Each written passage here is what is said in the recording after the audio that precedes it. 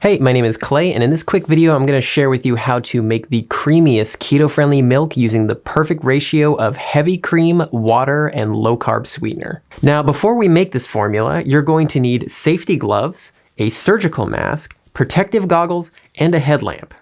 Just kidding. You can make as much as you want at one time. You just need to maintain the right ratio.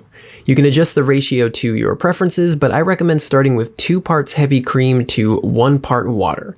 So you'll add your cream and then half of that amount in water. Here I have 2/3 cup of heavy cream, so I'll be adding 1/3 cup of water. And to replicate the sweetness from the naturally occurring sugars in milk that are lost when it's made into heavy cream, we'll add 1 teaspoon of sugar equivalent sweetener per half a cup of milk. Because 1 drop of my liquid sucralose is equivalent to 1 teaspoon of sugar in sweetness, I'll be adding 2 drops to this 1 cup of milk. For reference, some other good keto-friendly sweeteners are erythritol, stevia, monk fruit, allulose, and inulin. So now all we have to do is add the 1/3 cup of water to the 2/3 cup heavy cream and a couple drops of sweetener here.